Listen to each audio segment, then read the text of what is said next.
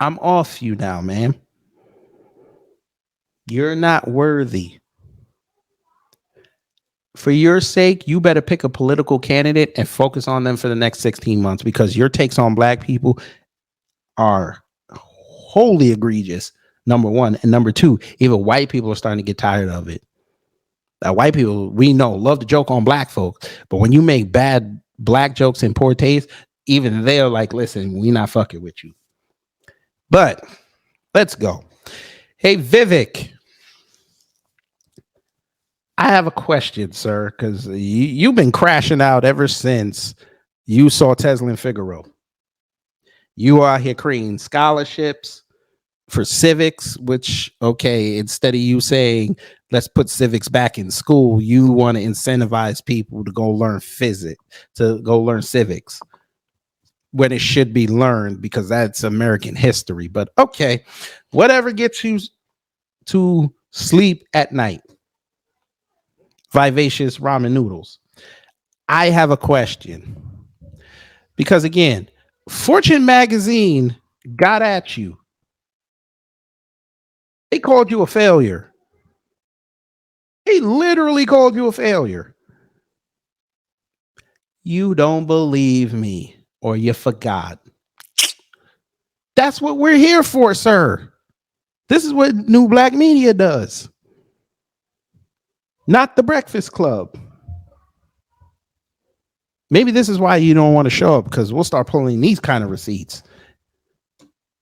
Now, this one is fairly new. It's a little bit of a crumpled up, little rabbit ears, but I think we should start here. Vivek Ramaswamy is threatening GOP heavyweights in the polls only because of his money, but his business record doesn't live up to the hype. Yale's Sonnenfeld and Tian retraced presidential hopeful Vivek Ramaswamy's business record. So they sent in Far East Asian after you. But I thought there was an AAPI coalition. But okay.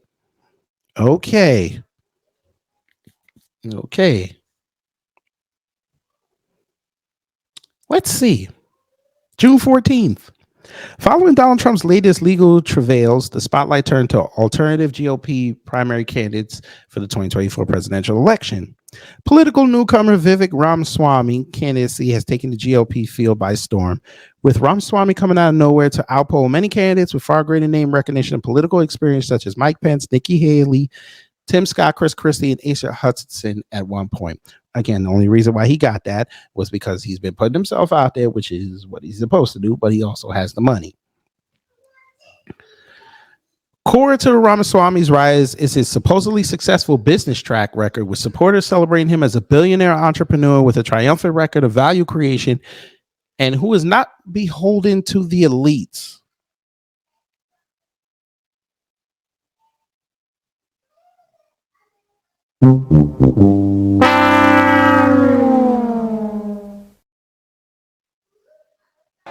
That water. He about to get this work. He about to get this work. I don't like it when left-wing media lies. I don't like it when you guys lie. I don't like that. Tell the truth. Tell the truth. Beholden to the elites, you said. Hey, Vivek, have you ever touted your record on Ebola? No.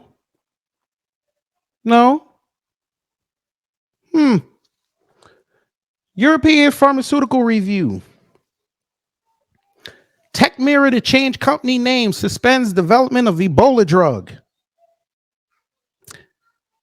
Not beholden to the elites, you said. Okay, let's see. Tech Mirror Pharmaceuticals Corporation has announced plans to change its corporate name to Arbutus Biopharma Corporation to be effective by 3 August 2015. Tech Mirror plans to change its corporate name. We don't care about that. We care about this. Where, damn it. Was it? This used to be Tech Mirror. Vivek used to work for this family. Oh, yes, he did. He used to work for this company.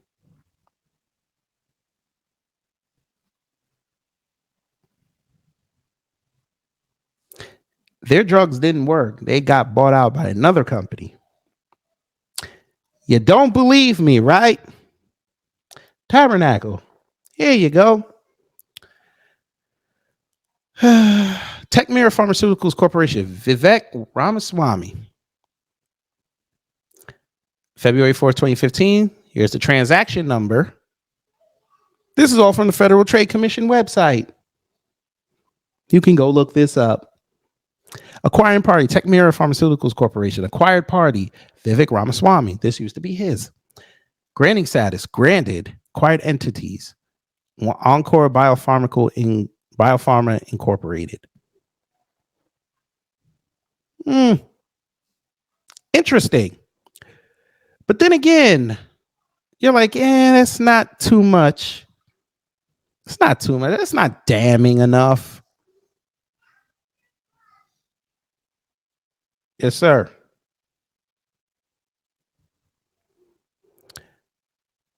I see you're not damning. That's not damning enough. Hey, Vivek, let's read that little part of your article again. Core to Ramaswamy's rise is his supposedly successful business track record, with supporters celebrating him as a billionaire entrepreneur with a triumphant record of value creation and who is not beholden to the elites. Get that water. He about to get this work. He about to get this work. Not beholden to the elites, you said. That's what Fortune said. Sir, you've been known to the State Department since 2007. Damn, family, you don't believe me. You don't believe me. Okay, what if I told you that Vivek ran a website that was connected to the government? Shit, they're going to take this live stream down. I already know it. That's fine. I'm here to educate my people. And all you Rama shills that want to sit up here and comb his hair, how about you go to his very dormant YouTube page? Because he has one, 72.7 thousand subscribers, but he put up a video 2 weeks ago, minute and a half, only got 704 views. Yeah, Vivek's been known to the State Department since 2007, while he was still in college. But you're right. I'm just hating on this man because today somebody told me I'm hating on him because he's not the right brown. He's not the brown that I like. Y'all can tell me, family, have I ever made it about him and his skin color?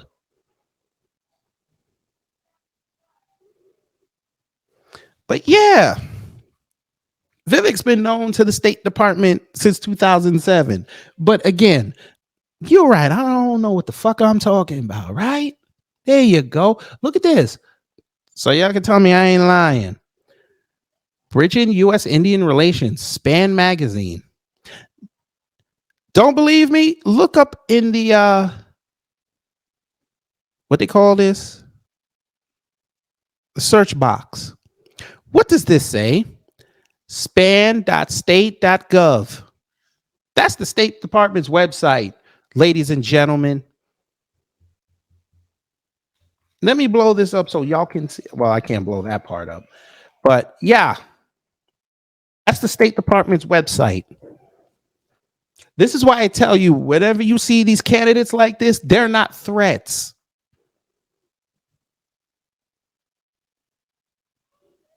I'm going to say that again. If they give you candidates like this and they don't ask these questions, they're not threats.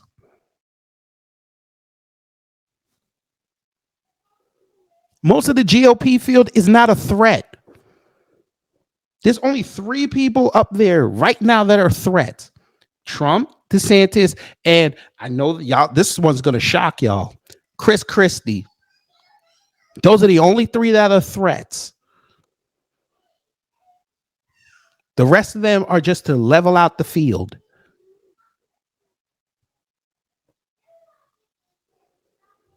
But let's see. Breaking down barriers to entrepreneurship. This was in 2011. Today, with the internet, social networking, and other media, people are interconnected, says Vivek Ramaswamy, making the original hotbeds of entrepreneurship not as distant as they once were. And this is him at Harvard graduating. Shout out to him. We not hating. Do your thing. I wonder if your sons are going to become legacy admissions if they don't strike it down. You know, why wouldn't Harvard want to take in a legacy admission of a presidential candidate? Why wouldn't they want to put his name on one of the medical wings? But okay.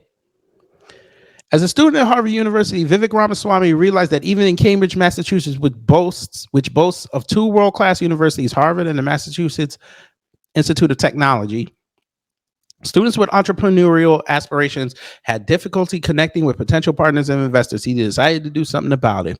In 2007, his final year at Harvard, Ramaswamy partnered with fellow student Travis May and co-founded studentbusinesses.com, a website to connect students with the entrepreneurial ecosystem. The duo also developed two supporting software programs.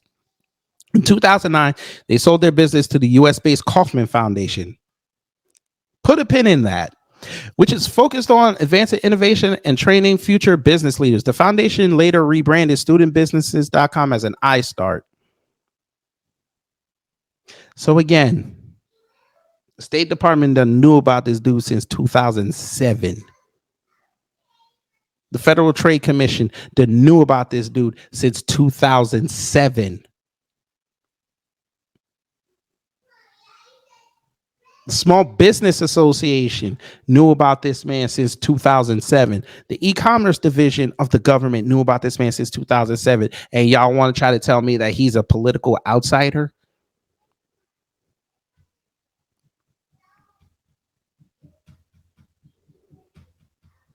No, BB. He's not the GOP version of Andrew Yang. He's the GOP 2.0 version of Trump.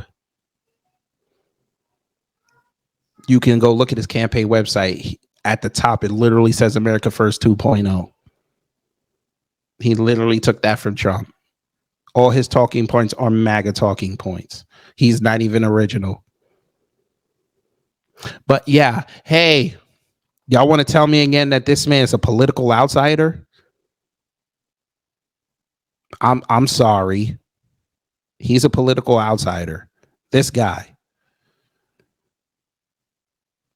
The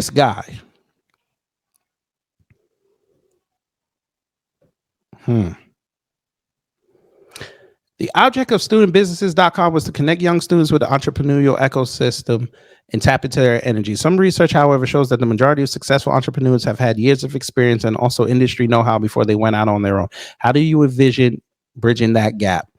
It is a distinction we were acutely cognizant of at the time we started studentbusinesses.com. Some folks we approached at the initial stages to join us as advisors and consultants told us that they didn't believe in our concept because they felt that a person needed to have substantial industry experience in order to become an entrepreneur. We viewed it a little differently. We felt that young people, including those coming out of the university program, are at a stage in their lives where they are able to take the biggest risk. They also have a fresh perspective that's not colored by industry experience. That inexperience or freshness can be catalyzing. Of course, it could potentially impose limitations on the types of things that young students may envision themselves doing. We wanted to tap into that innovative lens that younger people at universities possess. Recognizing the value that experience could add, one of our major initial theses was that the experience of starting something new can be a valuable experience in itself. I wonder how you feel about HBCU graduates bringing on HBCU graduates. I wonder how you would feel about that because they help. But you'd probably think it's a bit negative because they're black. Even if the venture doesn't result in anything, absolutely, the act of trying can be its own experience, and that was part of our thesis from the very beginning in terms of the value created for a student by founding his or her startup company. You launched Here we go. You launched studentbusinesses.com in 2007, the semester before you graduated from Harvard. Times were good then economically. We didn't think about the world as we do today. How did you and your co-founder, Travis May, manage to get ahead of the curve? Did you see this coming? Actually, it was a very difficult time to start a business. Even though the message of entrepreneurship became all the more important, it was not lost on people. The conditions of fear that existed at the time were somewhat of an adversity, that we faced in launching the company. Again, this man's been known to the government since 2007.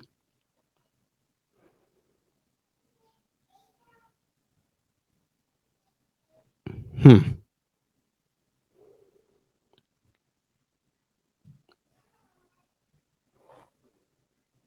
Hmm. Okay.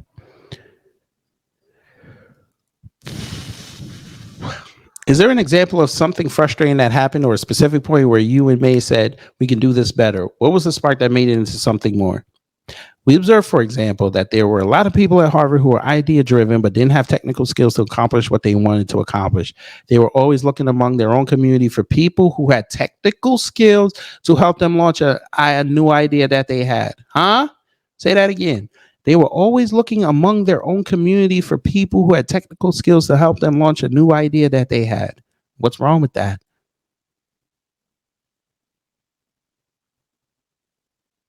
Why wouldn't you want to keep it in house?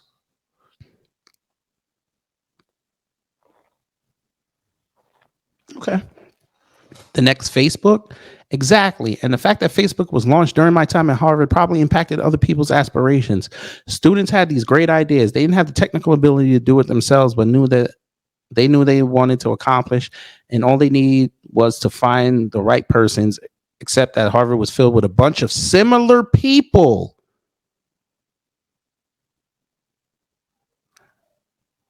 So you didn't like the fact that Harvard wasn't diverse enough?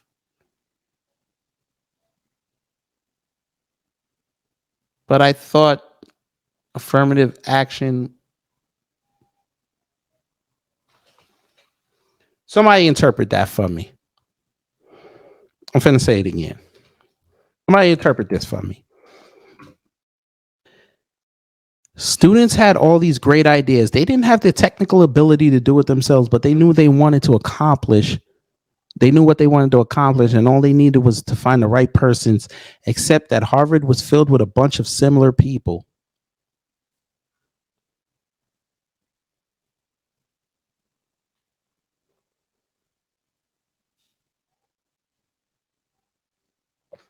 But I thought y'all said that Harvard was discriminating against people who had diverse backgrounds.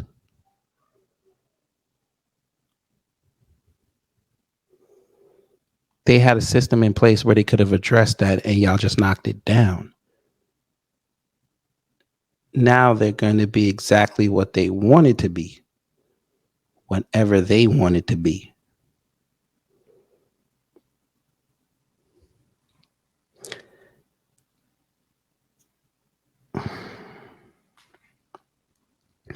Harvard has over $50 billion in endowments doing what they've been doing. You just knocked the one weapon that you could have used to get more students that look like you in that school. You basically took the shackles off that school. They can pretty much do whatever they want. You just created a renegade university of the Ivy League level.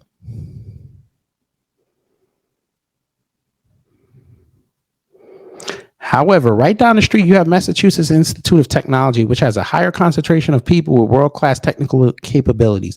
Though separated by only 2 subway stops, the distance was enough of a barrier to limit the type of communication that should have been taking place. If that barrier existed within Cambridge among these 2 heavyweight institutions, one could only imagine a gulf at a national level. Hmm.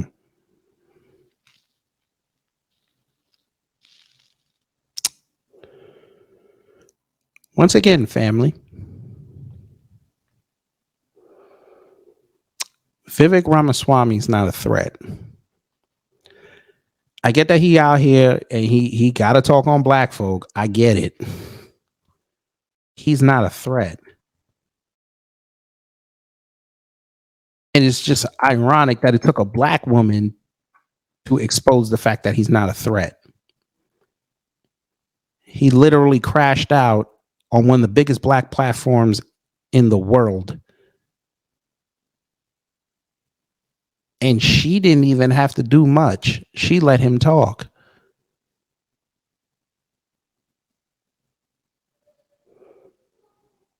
She let him talk.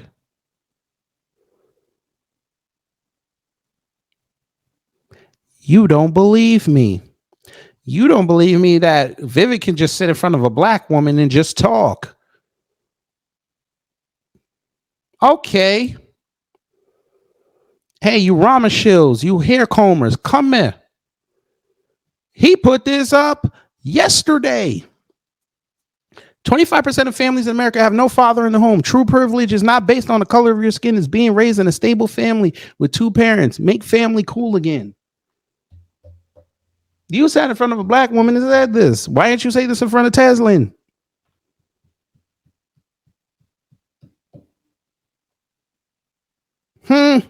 Let's see what you said. Part of the reason I talk about national identities, I think that's an input to questions like the economy, input to how we stand up to China. I have real specifics on how we're going to do those things, but we have to believe in ourselves first.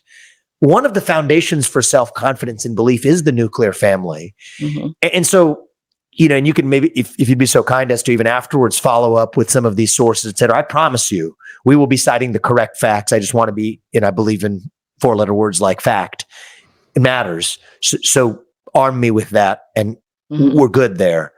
But let's actually talk about the solutions, right? So we share this belief that the nuclear family structure, so the numbers, I said 70%, really the number's 41%. But more broadly, we do have a fatherlessness epidemic. It's not just black communities, right? It's a big problem in white communities and Hispanic communities as well. I thought you don't see color, sir. I thought you don't see color. You told people you don't see color. You said we were founded on I follow the ideals. I'm paraphrasing, of course. You said I follow the ideals of MLK, not the color of their skin, content of their character. Why are you mentioning race when you're talking about fatherless homes? Every race is following that. You should have just said that's an American problem. Why are you mentioning race?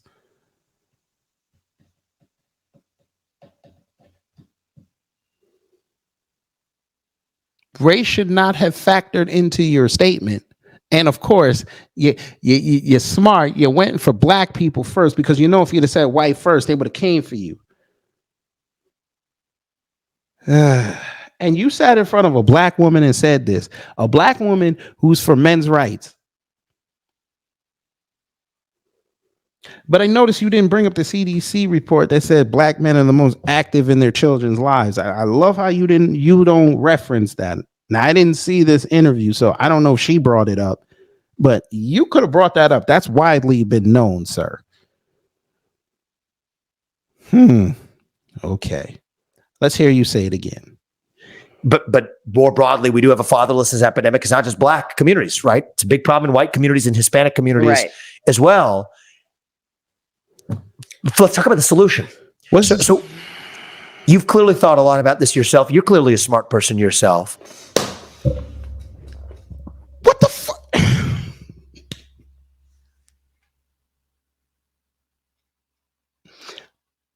He would never say this in front of a white person. I'm telling you this right now, family. He would never talk like this in front of a white person. How do y'all not see this? All you Rama shills, you Swami swears. Why are y'all not seeing this? Why is it us? And I know y'all gonna say, "Oh, it's black people." They y'all almost. Why are y'all not understanding this is how he is? If he's got this much hate for black people, because this is what this is. What do you think is going to happen when he finds out that y'all not really supporting him the way he thinks y'all are? He going to turn on you too. You saw what he did with affirmative action.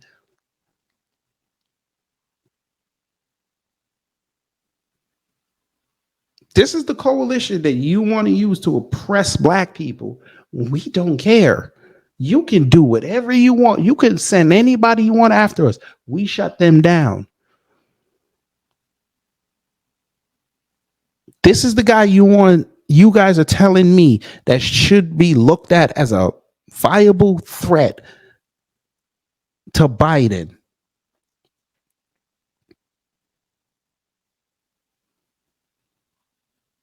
Y'all are the same group that talks about how black people are voting 90% Democrat every time.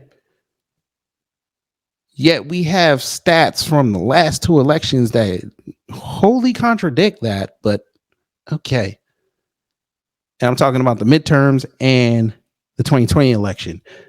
But y'all still run with that narrative. Okay, it's fine. MAGA is not evolved thinking. Okay, fine. You literally just heard this man bring up fatherless homes.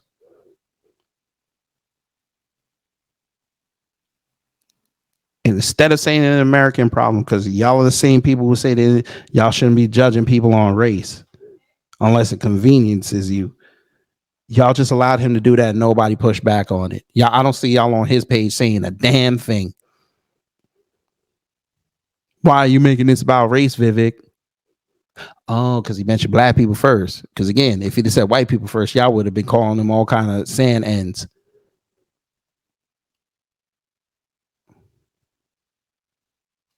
Let's talk about the solution.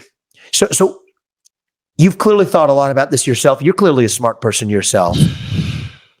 I'm all ears. Go say that to Hannity. Please go say that to Gutfield. Please go say that you're clearly a smart person.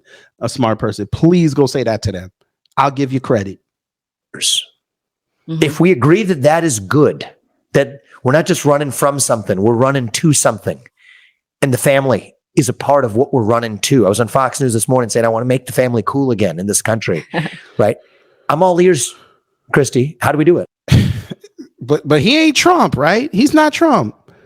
Make family cool again. He ain't remixing Trump. He ain't doing it. He ain't doing it, right? I'm making this shit up.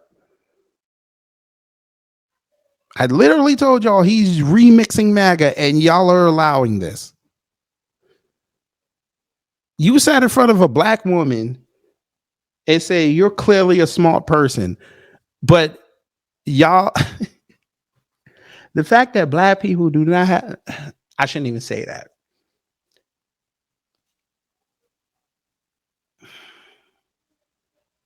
How do y'all listen to a candidate who keeps telling you it's nothing about race, but he keeps bringing race up? I ask you again, MAGA, I ask you again, you MAGA adjacent fools. How do y'all keep telling me that it ain't about race? Y'all keep coming in my comment thread telling me that he's a candidate we need to watch because he's different, but he's making it about race after he declared that it's not about race.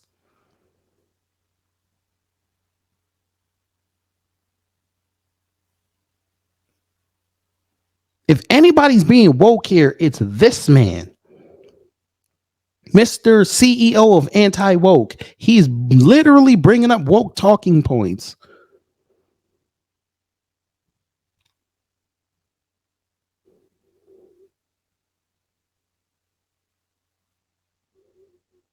A lot of that work is not going to be done at the federal level, right? A lot of that work is going to be done in communities, for communities, by communities. Which we've already done. 30% of our kids are not in public schools. We've already been doing the work. We are getting our children on code. You want a community example? The FBA Expo, community example. The Rally for Reparations, community example. Going to these hearings on reparations, community example. She's right on that. It's not going to be done federally. It's going to have to be local and state.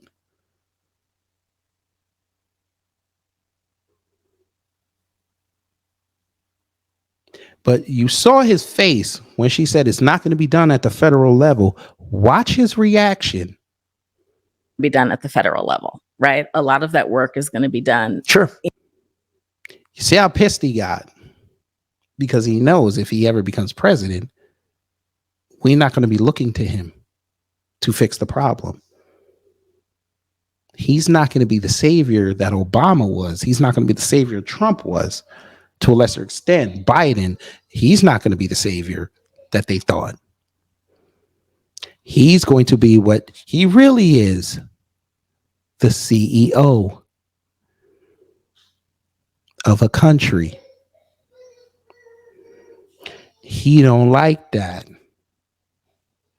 Be nice. Yeah. Let's be nice. We don't have to go there. I mean, you're not wrong, but you didn't have to say it. I mean, good Lord. In communities, for communities, by communities. But what are you looking at, sir? Are they telling you got to leave like Envy did? Are they telling you got to leave? What you can do is you can help to get the progressive boot off of the neck of the family. And that is really what you talked about as far as shutting down a lot of those alphabet soup agencies, cutting through a lot of the regulations that, help to destroy the family or the mobility of our inner cities. That's what the federal. What are you writing, sir? What are you writing? Wait a minute. See what I'm family. Family.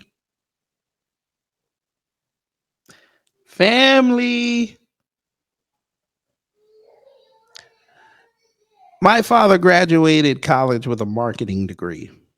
One of the things in marketing that they teach you is when you're negotiating deals, you watch body language. Family, go look at his Hannity interview. He gave that white man so much eye contact. He was attentive. In a word, he was charming. And he got his points out. Why is it when he talks to black folks, he's combative? He makes weird gestures. And right here where I paused it, I'll back it up a little bit. She get to talking as she's dropping some knowledge. Why is he going to just start distracting himself and start writing something down? She said something else before. He looked up at somebody else or the clock, whatever. As far as shutting down a lot of those alphabet soup agencies, cutting through a lot of the regulations that, help to destroy the family. You're in an interview. What the fuck are you writing? Are you writing your lunch order? Are you writing, I'm never doing this show again? Are you writing reason 245 of why I'm not going to do any more interviews with black people? What are you writing, sir? You have somebody talking to you and you're not showing them the courtesy of looking them in the eye and at least act like you're listening. But y'all want to tell me this is a guy that we need to be paying attention to.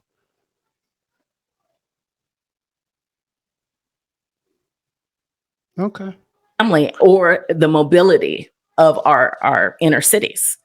That's what the federal government can do. But a lot of it is work that is going to be. If I were her, and I'm not, if that was me sitting in that seat and I saw him start writing, I'm like, yo, what are you writing?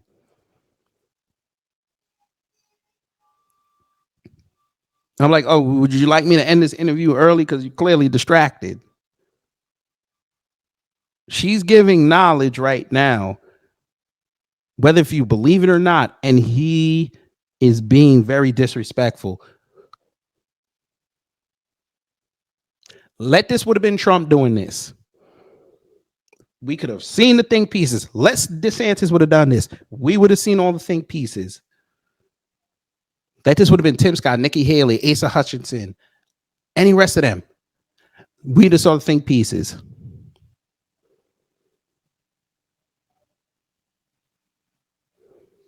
Hell, even Biden, with his limited cognitive abilities, let him would have started doing something way out of there, doing this. Here come the think pieces.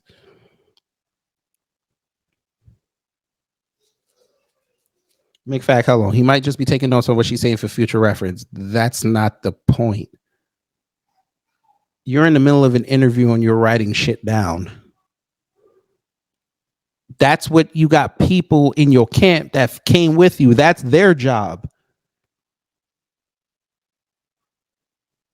Hell, this is on a podcast. You could just easily reference it back whenever you want. I believe this more, BB. He's writing her valid point so he can use it and remix his shit.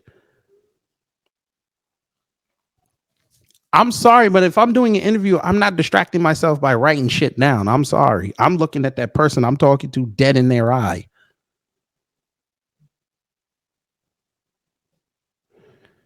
Baklava, I think, is Greek. I think you mean curry aioli. That's wrong. I shouldn't have said that. It wasn't my fault. Somebody in my crowd said it. But you get on the floor for this clown. He's a bum. He's trash. And you know it. And every time you bring him up, I'm going to let the world know exactly what he is. This is your man. Let me finish it off. Be done. And it's being done. There are, I have a I swear to God, if they stop this clip and he's still writing, I'm going to lose it. nonprofit that speaks to that. I can speak to a lot of people that have a nonprofit. Great. I agree with that. Bruh. Can you speak to bottom that. up? It's of course right. It's going to be bottom up, but Bruh.